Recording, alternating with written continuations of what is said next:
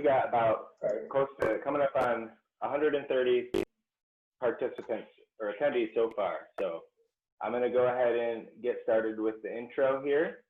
And first, I want to thank everyone so far who's joined in to our online learning tool webinar today.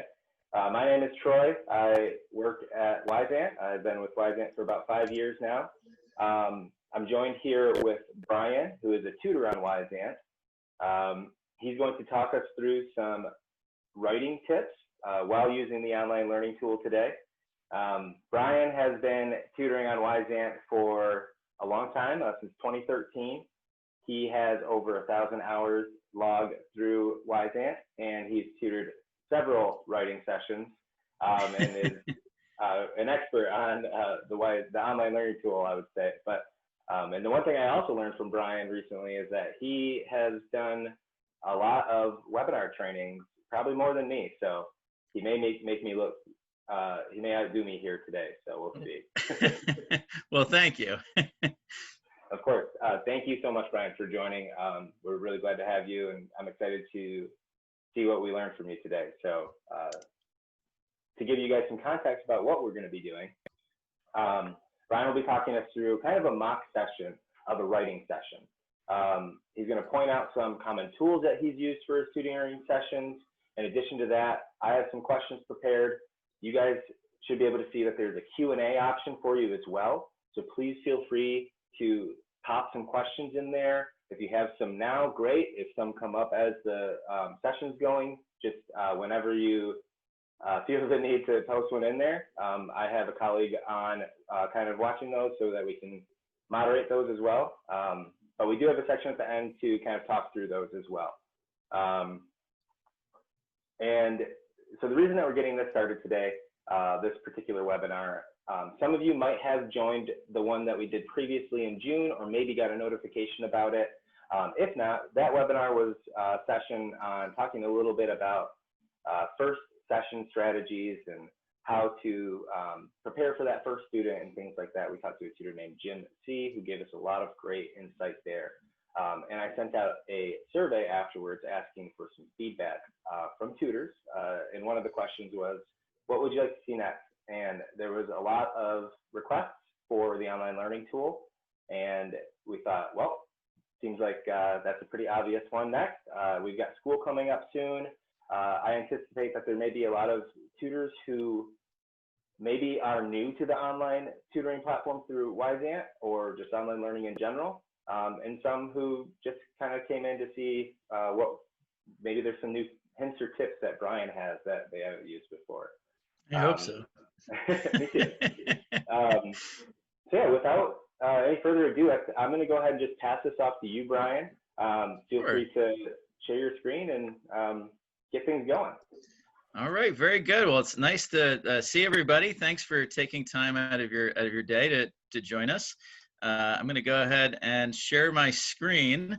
And so yeah, like Troy said, so I went to college to be a teacher, and but I've also been a webinar facilitator. So I'm pretty comfortable with online tools, and I've been doing a lot of online tutoring, especially recently, obviously. So, you know, I've went ahead and you should be looking at my screen. And what we're looking at is the demo room here for Wyzant.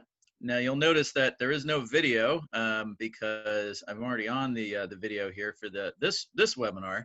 But this is where I would log in, you know, at the beginning of the lesson, ideally a couple minutes before the top of the hour.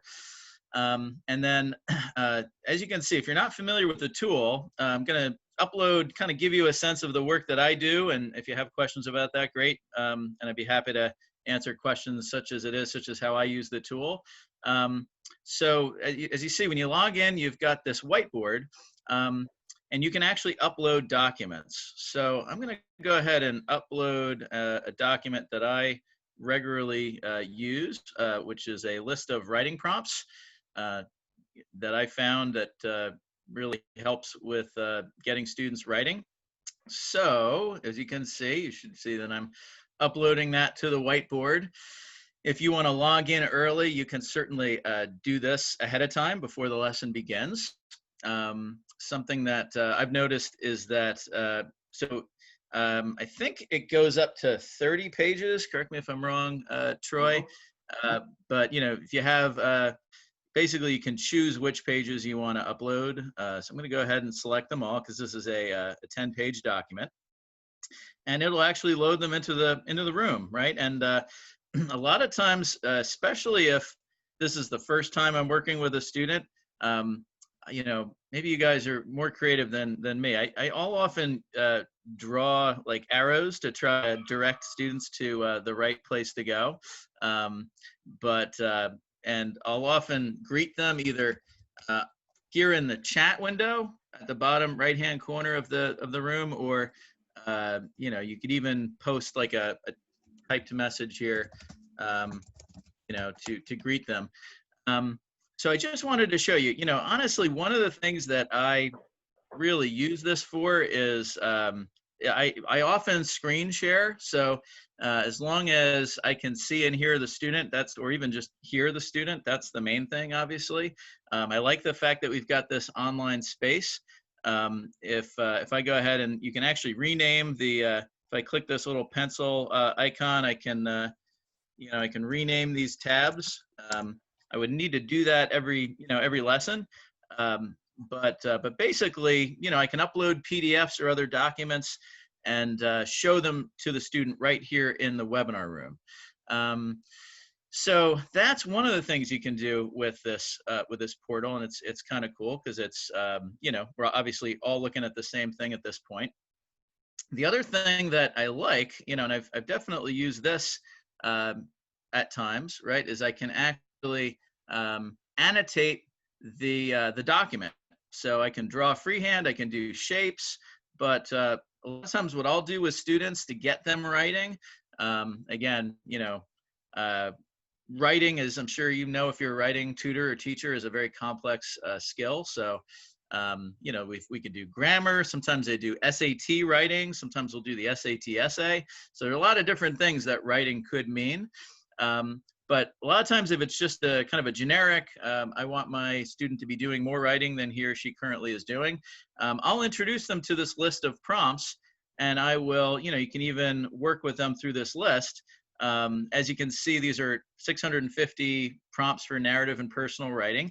It's really long, right? So I've never, since I've started using this document, even come close to actually doing all of these prompts. Usually it's a small fraction of basically what's here.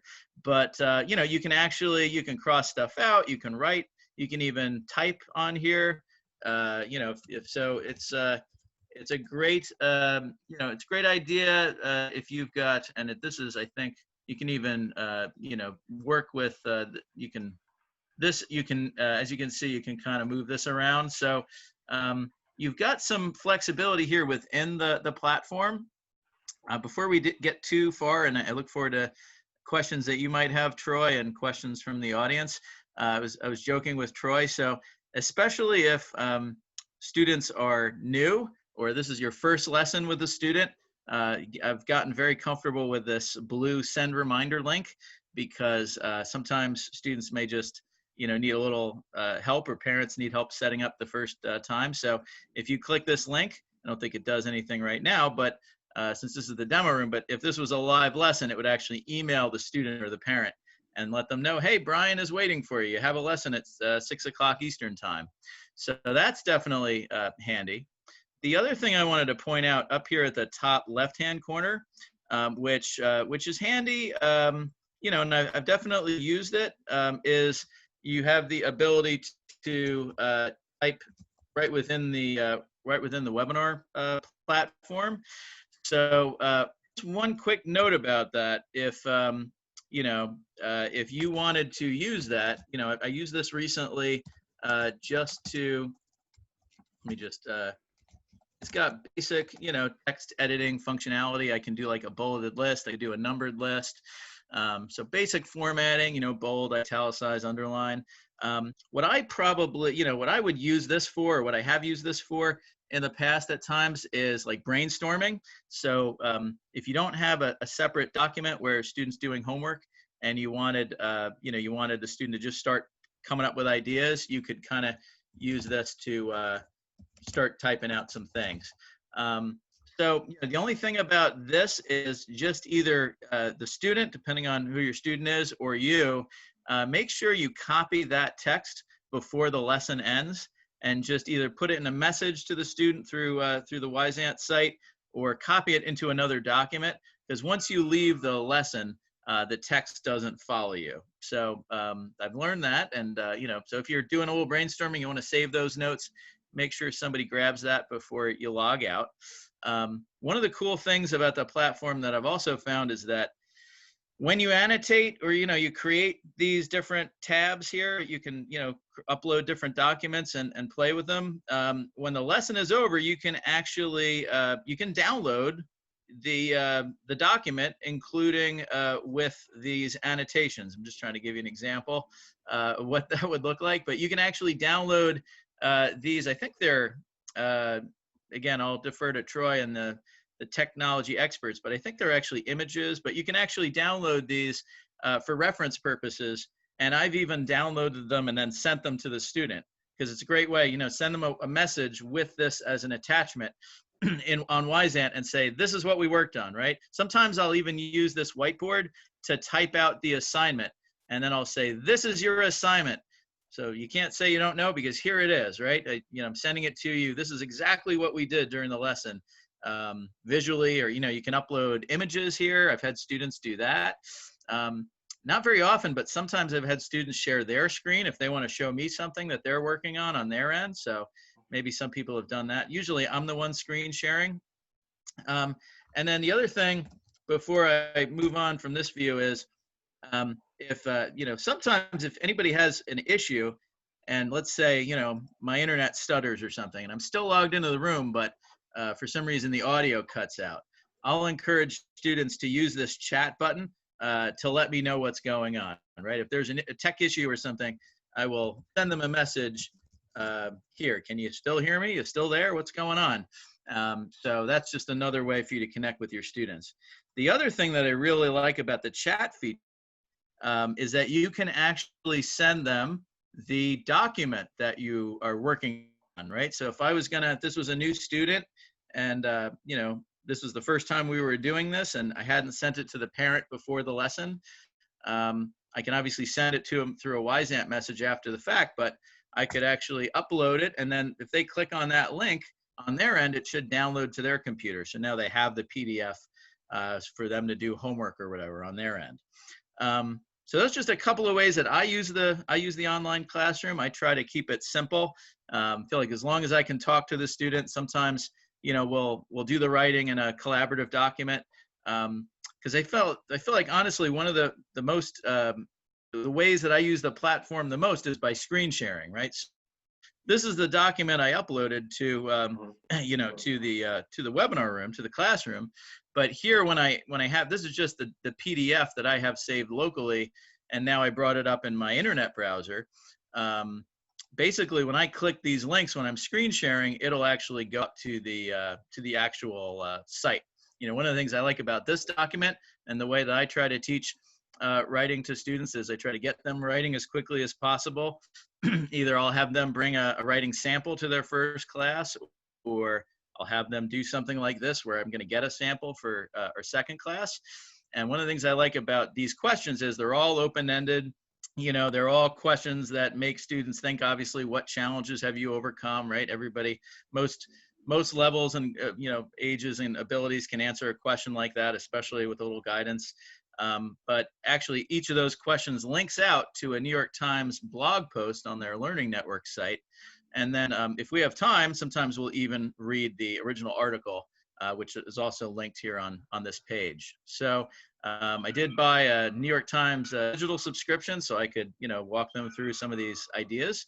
But I found it to be really effective as a way to work with students and get them thinking and brainstorming. And I obviously try to emphasize that writing is a process And sometimes I'll have students work on a writing assignment for multiple weeks. So the first week will be brainstorming. The second week, they'll come back with their draft. Maybe we'll either work on it through the text editor here in the online classroom, or if they have it up in a document that they can screen share, I'll have them send it to me and I'll screen share it so that we can look at it and work on it together. You know, and I try to, because I'm obviously, you know, most, if not all these students are students I wouldn't be able to reach, you know, here where I am in central New Jersey. So, you know, occasionally I'll have a student write it on paper and I'll have them read it to me, but usually I try to get them to type it out and share it in some way, or at least paste it here in the classroom so that we can work on it together. So, you know, that's kind of what I do, depending on what the student needs. And, you know, like I said, writing could be a lot of different things, right? I've helped students with their college essays. I've helped students with their SAT essay, you know, getting ready for that. And I've helped students with like research papers and all sorts of different assignments. But, you know, this is kind of the generic, you want your student to help, you know, get help with writing, but you kind of don't know where to start. I usually start with something like this and then see, you know, see where we can go from there. So that's kind of just a taste of what we do. And I find that, you know, sometimes depending on the student, sometimes, you know, I have some grammar material that I'll teach them, and sometimes we're doing multiple things depending on the student. So sometimes we have more time to kind of delve into the discussion and get thinking and come up with some brainstorming. And sometimes it's more, we're moving at a faster clip. But that's kind of what I use for the, you know, that's kind of how I use the tool. And hopefully I touched on some of the things I do to try to get students and parents up to speed technically. But I'd be happy to answer questions about that as well. Great. Thank you. Well, thank you, Brian. That was awesome. Definitely a lot of information you were able to get crammed in there. So thank you so much.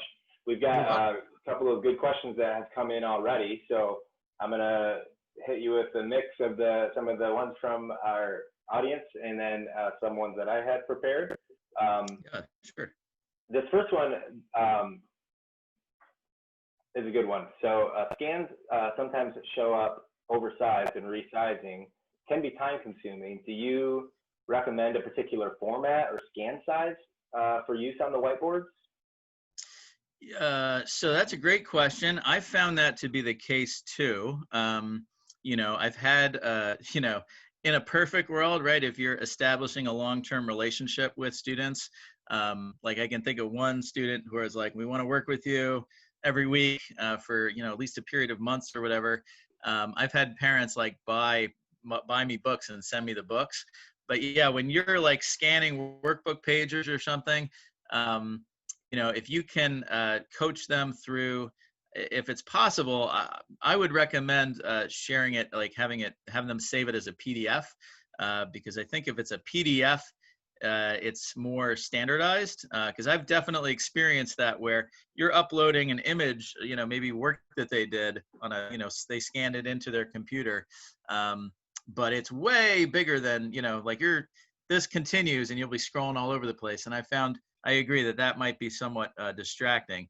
The other kind of, in my mind, easier way is send me the documents before the lesson and I'll bring it up, you know, locally on my internet browser and I can resize it, or, you know, if I'm sharing my screen, you know, I feel like that's the kind of thing where I would probably, even though I love the online tool, I'd probably just start screen sharing at that point. And then, you know, because I've done lessons where, you know, I've tutored for like test of English as a foreign language, and you can even bring up images. Sometimes it's like, let's talk about this image, but I'm just typing it into a like a browser and having them, you know, they can see what I see. So I'm just having them talk about it, right? I'm just having them, you know, work on their speaking skills in that instance, but they could be writing about it as well. So that, if it's a technical issue like that, if you can figure out, you know, PDFs are pretty standard, I think, but rather than want the technology to take, you know, take first fiddle to the content, so I'd probably just start at that point and just bring it up locally. Cool. I will say too that on my end, when I've scanned documents, I've had a similar problem where it's super large, and on my Mac, this may be different on other devices, but there's a program called Preview where you just you open up the thing that you just scanned, and you can actually resize it there, because I've had problems where it's too big as well. So I'll make it, I'll shrink the image on that and then resave it. And when I've uploaded it at that point, it hasn't been as much of a problem for me. I know all of our devices are different, so maybe those, between Brian and I, and those 2 tips, that might be helpful for you. But one thing too I should note, we'll be looking at these questions at post session to make sure, and I want to check with maybe some of my colleagues too, to see if they might have some better answers for you, if there's anything that we didn't completely answer all the way. But that's a really good question. Thank you for that one. I'm gonna go ahead and tackle this next one. So does it have to be a PDF, or can it be a Word or Google document? Yeah, it can be. There's several formats that are supported. I want to say it says it somewhere on the online tool, but I honestly can't remember. There it is. Yep. So you can see on that drop down there, it'll give you an idea of what all supported documents are, and you can even click that link to see more supported files. Yep. Yeah, and it's a really good point, Troy, because I used to do this sort of thing for a living. So I mean, if you could, whatever program you're using, if you can resize it, it might just be kind of guess and check. Like if it's way too big, maybe try to make it like half as big and see if that is more manageable. The good news too is, while you'll have to put this back up if you're using the, each lesson, once you have the document on your computer, you only have to resize it once, right? Once it's a manageable size, it's going to be manageable, period. So, and I don't know about you guys, but I find that writing as skill doesn't change student to student. So I find when I discover resources that I can use, I hang on to that thing for dear life, and I end up using it multiple times as long as it's appropriate for the student I'm working with. I'll often recycle material just like a classroom teacher would. Yeah. As long as it's not, the student's writing, obviously I wouldn't share that, but anything that's like generic enough that you can share across multiple lessons, once you have that in the right format, you could upload it and use it, wherever it makes sense. Yep. We have a question, again, I'll quickly answer. So we are in a demo room, and right now on the top right-hand side of Brian's screen, in a normal session, you'd be able to see the Screenshare button.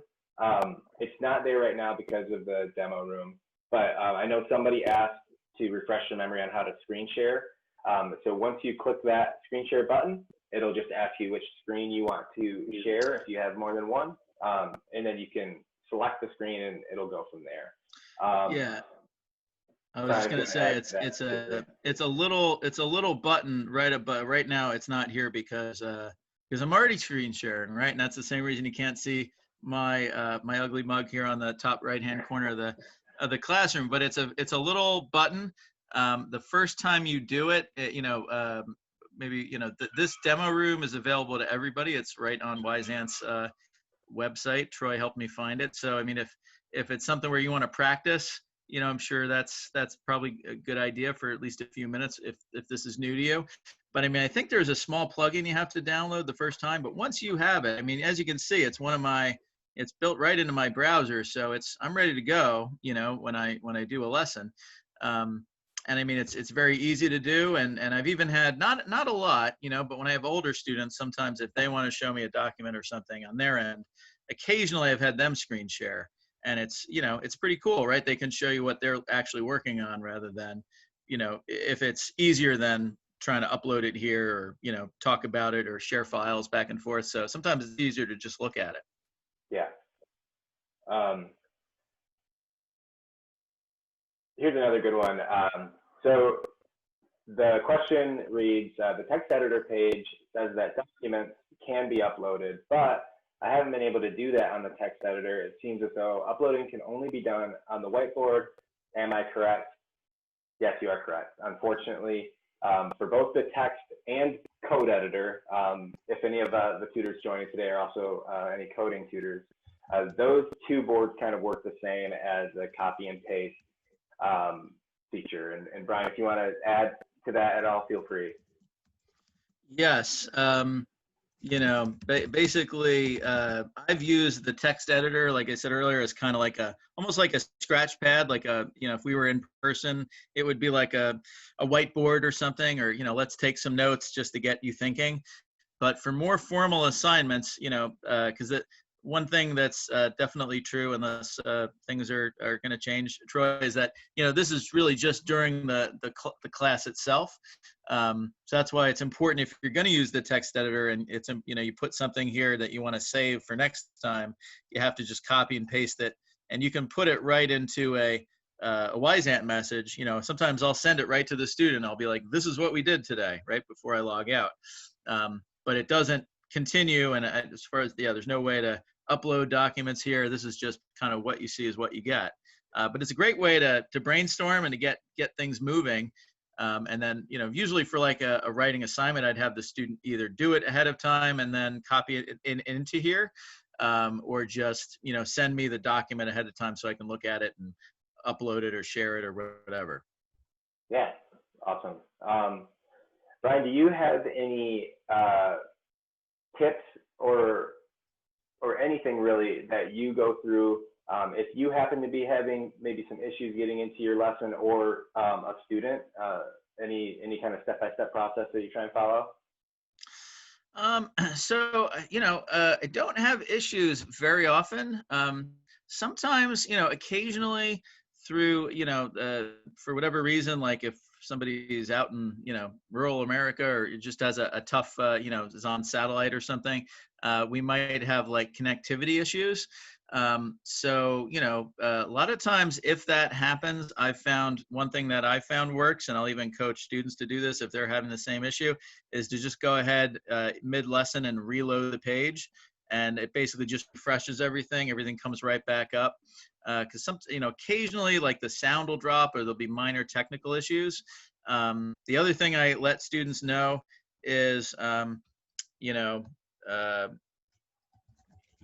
use this chat feature. So if you're still logged into the room and for some reason I'm sharing my screen and I'm on a brilliant rant, but you've lost me or whatever, if I realize I'm talking to myself, I'll come back to the webinar. And the other thing is, if for some reason I'm not screen sharing and I'm connected on the lesson, about halfway through the lesson, Wyzant will ask me if I've fallen asleep or not. It'll say, "Are you still there?" So sometimes if I'm looking at a document outside the classroom and I'm still talking to the student, I'm still doing the lesson. But if I'm not actively working with the classroom, Wyzant will ask me if I'm still available. So you just click a little button. It's an alarming ding too, I've noticed. I've had that happen to me a couple of times. I'm like, what's happening? If we're both like, sometimes, like I said, we'll both be working on a physical workbook or something, or I'll get my book from the library, you've got your book, and we're talking it through. But if I'm not on Wyzant, it'll come up for the student too. So you just want to, go click the button. We're still here. It's fine. Usually refreshing the room works. I've found the hardest, not the hardest part, but sometimes students need a little bit help getting connected the first time they get, so they may have questions. And, I think the demo room is a great option. It's a cool resource. I'm glad that's available. And it's also just, I try to, before I have a lesson, connect with the parent or the student, so that if they have a problem or something, that they know they can reach out to me. I'll give them my phone number, or I'll say, send me a message on Wyzant if anything comes up. Because obviously if something comes up and they want to reschedule or something, I want to know about that. But if they're not sure what to do, I'll try to coach them. I'll usually have an initial phone call with the parent or the student. And I'll usually say, if you have any questions, if something's not clear, let me know, because I'd be happy to, make sure you can get on here. Yeah, no, for sure. One thing too just some general things that I always try and do on my end is to make sure that my browser is up to date. I've gotten into a habit recently of maybe like every 2 weeks now, I'll clear my browsing history, just because sometimes your cookies can save some stuff and make it hard to log in or something like that. Browser up to date, clearing your cache. Those are some easy steps that whenever I run into a problem, those are the first things I'll check for. And man, it's not uncommon for that to really help. Once things get a little bit trickier than that, then maybe feel free. Obviously, we have our customer support team to help with troubleshooting and things like that too. But thanks, Brian. That was very helpful. Those are some helpful tips there. I just forwarded a new question that I actually really like, and I'm going to go ahead and read it for you, Brian. I think this might be a good one for you. Sure. So it reads, any suggestions for a way to work with younger students who aren't able to type? Right now, I type as they dictate a story, working through the steps of the writing process. However, this can make it difficult to see if the student is having spelling or punctuation issues, which the parent may want me to work with or work on. Excuse me. Has that been something you run into at all?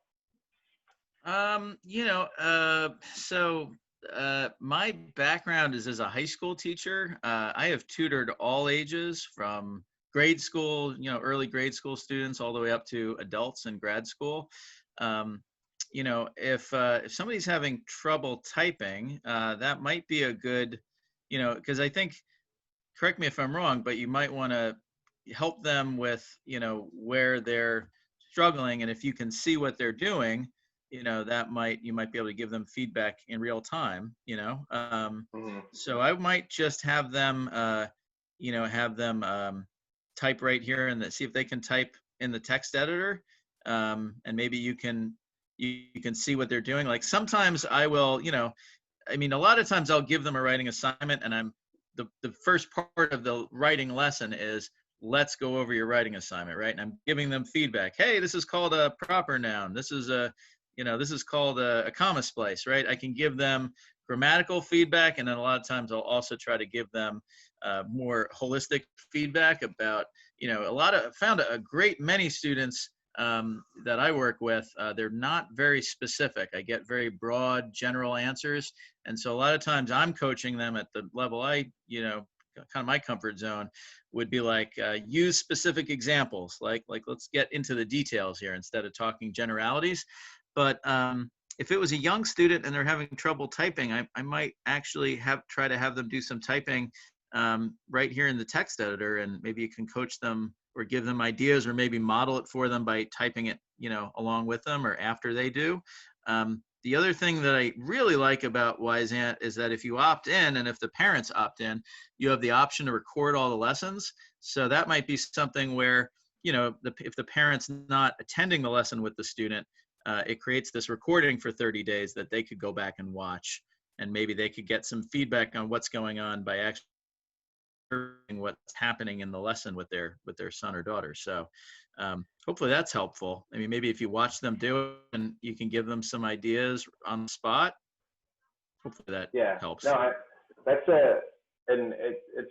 I'm sure that question is something that probably a few tutors deal with, especially of course when working with probably some younger students. But I think that may also, and Brian, maybe correct me if I'm wrong, but I feel like that could be a good opportunity, if possible, to talk with the parent and see if they can share any stuff that the student has written already beforehand. It may even be a good question, if it comes up often, to kind of just ask the parent before. That's where that early call probably comes in handy, I would imagine. Absolutely. And you kind of took the words right out of my mouth. If I'm noticing something happening, and it's obviously the more you work with a student, the more you get to know them. It's certainly a great practice, best practice to give the parent feedback, right? I just recently, so I do reading comprehension too. And it's like, just recently I gave a student, working with a student on his summer reading assignment, and I followed up with the parent right after the lesson and said, I don't think, obviously I'm guiding him through what we're talking about, and I'm helping him make those connections, but I'm pretty clear that he's not making those connections by himself, right? It's just to give him a heads up, and then, you can use your teaching skills to try to put a game plan together. But I feel like the parent, in this case, and usually, right, the parent really appreciates getting that feedback. And I feel like maybe with the typing question, I didn't understand the question. I feel like it's either going to be, maybe you can watch the student type during the lesson, or if that's an issue, that might be, maybe if the student is struggling in real time, maybe he or she could prepare something ahead of time, because sometimes you need to work on, and maybe if they do it for homework, then you can give feedback during the lesson. A lot of times I like to have them do something on their own, and then that's the first part of our lesson is looking through it, and that usually will guide whatever the next step would be. Yeah, absolutely. Brian, can you show real quick, click the file button to show where you can download the boards at the end of the lesson? I think we got. I think it. So when and I don't see it here because I don't. And correct me if I'm. So this is where you upload documents. So you should be able to if you click the file button. Oh yeah, look at that. All right, yeah. Download Whiteboard as JPEG. So I didn't know that was there because it always, if I have uploaded anything to the classroom, when you go to end the lesson, it will me, it always, right. Do you want to download this? And it'll download it as a zip file.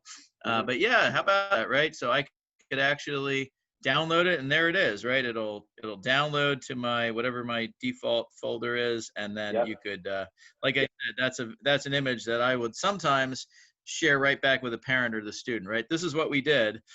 Here's the assignment. I typed it all out for you. Yep. That's great. Yeah, and that of course will be the same for all three of those boards. So yeah, like Brian mentioned, it's going to ask when you leave the room, which is good, and it's helpful to remind.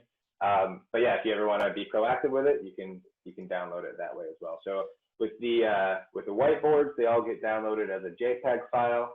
The text editor will be a PDF, and then if you use the code editor, it'll download as a text for you. And I did not realize that you could download the text as a PDF. I think that's terrific. I totally didn't know that. So that's fantastic. Looks like I taught you. Boom. There you go. There's my hour. All right. Yep. Great. So I have one of my prepared questions here. You might have hit on this already, but can you talk, what is the tool or tools that you say you might use the most with an online writing session? It is absolutely screen sharing, because a lot of times if the student's already using a collaborative document like a Google Doc, the point is, in my mind, I don't necessarily have to be invited to that document, but if I can see what they're doing and give them real-time feedback. And sometimes they might send it ahead of time. You can send attachments through Wyzant. So if they want to send it as a file, that's great.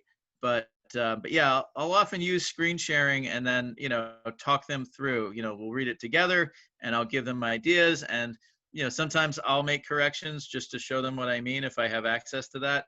But depending on if I have the file on my end, but it's also great, in a perfect world, right? Depending on the student, to say this is what you need to do. Why don't you do it right now, right? Because I feel like from a teaching perspective, right? If I'm seeing you not capitalizing things that need to be capitalized, I could just do it for you. Oh yeah, Rome with a capital R, right? But if I say this is what you need to do, now you do it. And I feel like sometimes there might be, like, if the student has Google Classroom or something through his or her school district, you may not have direct access to that. But with screen sharing, if you send it to me, or if I can see what you're doing, as long as you can have it up on the screen. The other thing I like about screen sharing is it gives us something to do.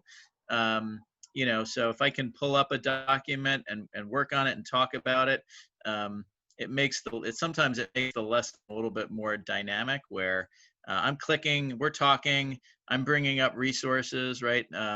There's another website that I really like called, in terms of for writing about, controversial issues. I don't know how I discovered this, but it's called procon.org, and basically gives different sides of different issues that people disagree with. So I feel like if I can demonstrate something and show you something, engagement generally goes up. There are even websites, in terms of grammar that I'll use, right? So the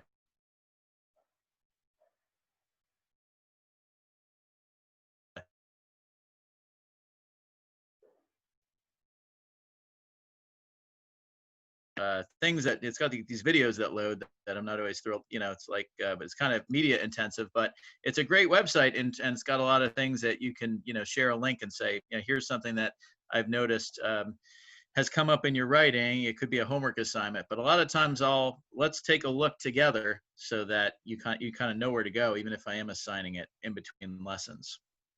Mm-hmm. I think we've got maybe this question might have come up a couple of times. Would you be able to, there's the question about how to find the demo room.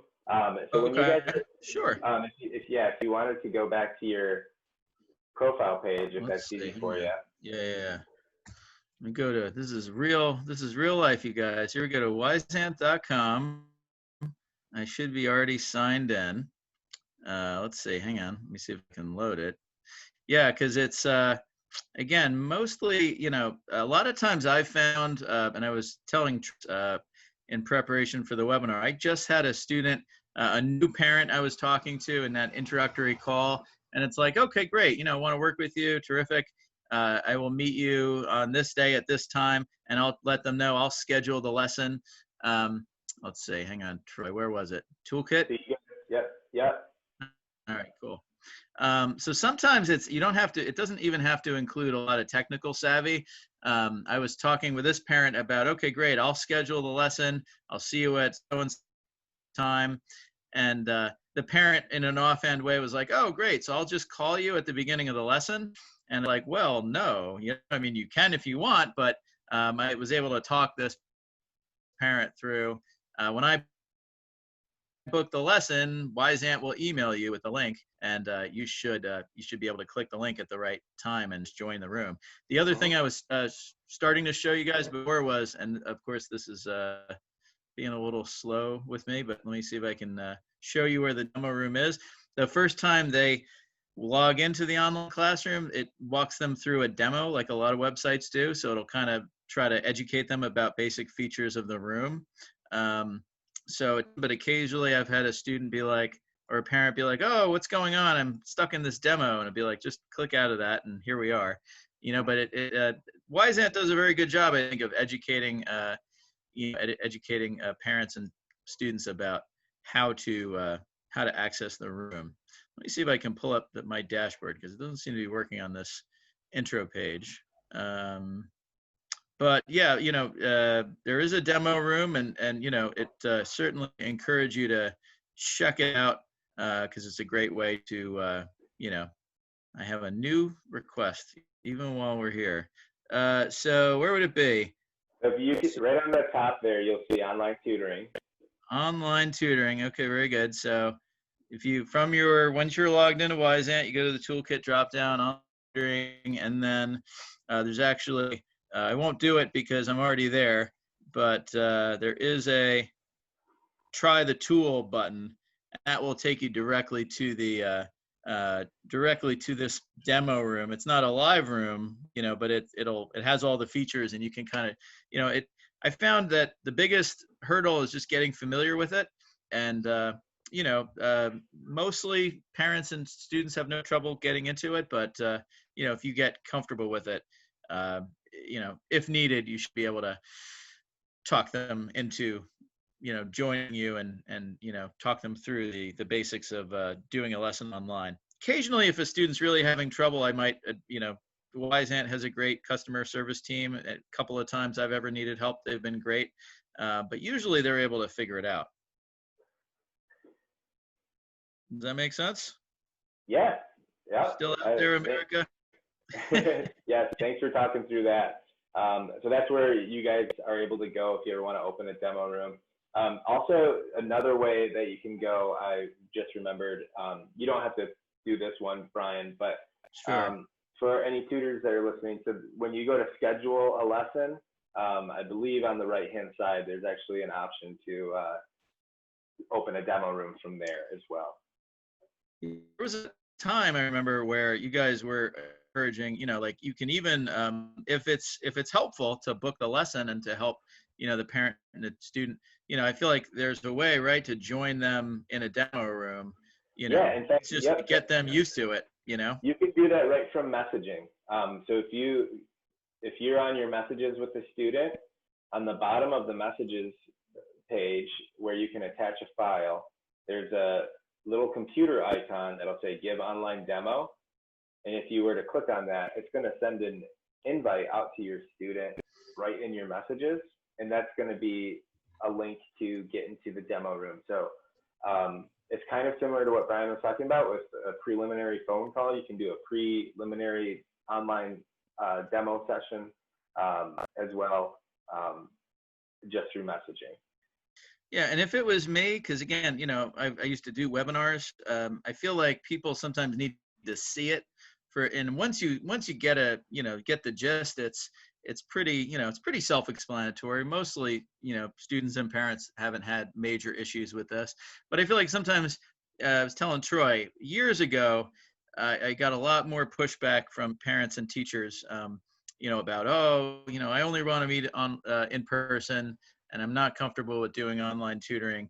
And probably, especially now, I mean, obviously since March, New Jersey was having a great time, you know, this year. So, I mean, you know, once the state shut down, I'm not giving anything in person, and I haven't, and I'm still not, you know, we're not even close to back to doing that again. But I found that, you know, especially with everything going on, even before that, but definitely now, I get very little.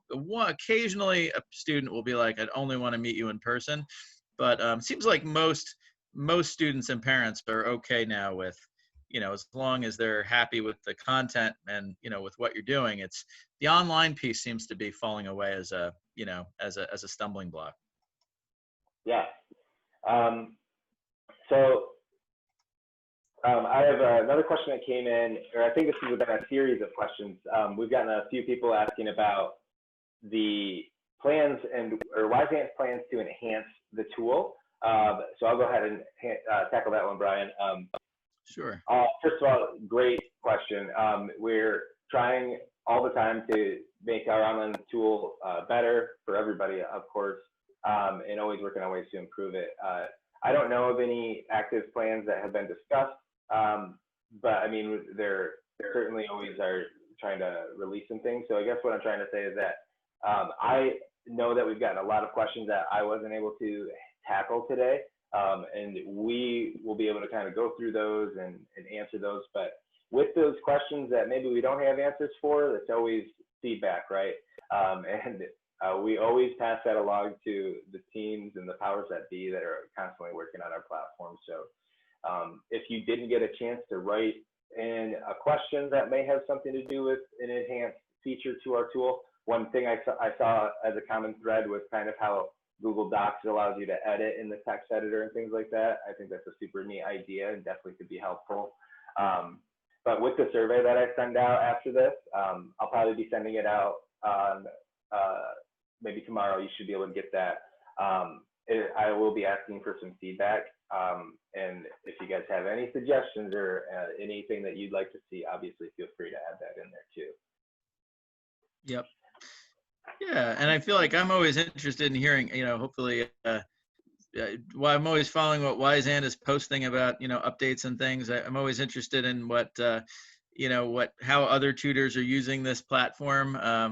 I found that sometimes I have to discourage students from doodling, as you see me doing here. It's like, stop, you know, it's almost like classroom discipline, right? Stop doing that, right? I should be fascinating enough. You don't need to mindlessly make smiley faces or something. Sometimes I'll be doing that, you know, if I've got nothing else going on visually at that point. So it's always interesting to see how people are using it, though. Yes, absolutely. One other thing I wanted to add too is that, you know, when it comes to the Wyzant online tool, it is just that. It's a tool that, of course, you get by having an account on Wyzant. We understand that there certainly are a number of tutors who maybe have or come in with their own methods or come in with their own tools that they like to use, which of course is absolutely fine. If that's what works better for you and your tutoring method, you know, feel free to continue down that path. The goal for us today, was really just to maybe open up some new possibilities for things you didn't know you could do on the tool. And of course, increasing confidence if you just weren't sure if you wanted to give it a try. But like Brian shared with with this screen sharing function, you know, that really allows you to use any external resource that you might want to use in addition to the Wyzant tool in a session. So yeah, I really appreciate all the questions that came in. If I didn't get to your question, I apologize to that, but we'll plan to address those down the road. Brian, did you have anything more you wanted to add? You know, just that it's a kind of a general thing. I know everybody is building their own, you know, their own book of business with this, but you know, personally, as I was just telling my wife, you know, even when I can, you know, once we're past the pandemic and stuff, I mean, my focus is definitely online right now. I mean, not that I wouldn't take an in-person student, and sometimes it makes a difference or whatever, but I found I've been really busy, and the nice thing about doing it online is there's no commute, right? I mean, sometimes I have a full-time job, like I'm sure, and I mean, I'll do weeknights and weekends, but you know, if I'm gonna leave, you know, after work, maybe it's a half an hour or something, or whatever, and then meet the student, and then you know, go do the lesson, come back home. I might be able to get 1 or maybe 2 lessons in a night.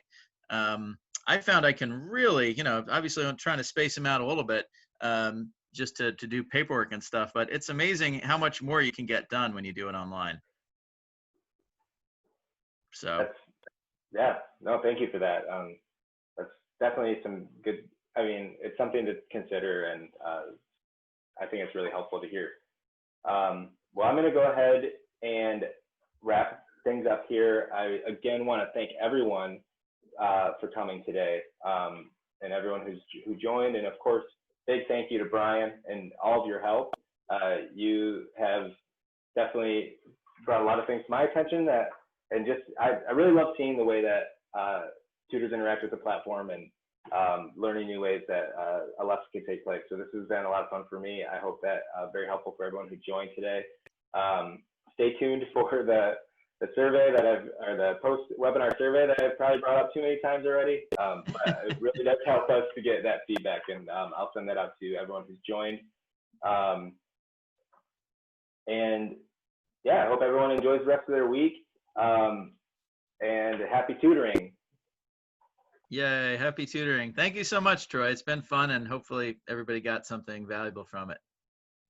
Of course. Thanks, Brian. Have a good night, everyone. Thanks very much. Bye now.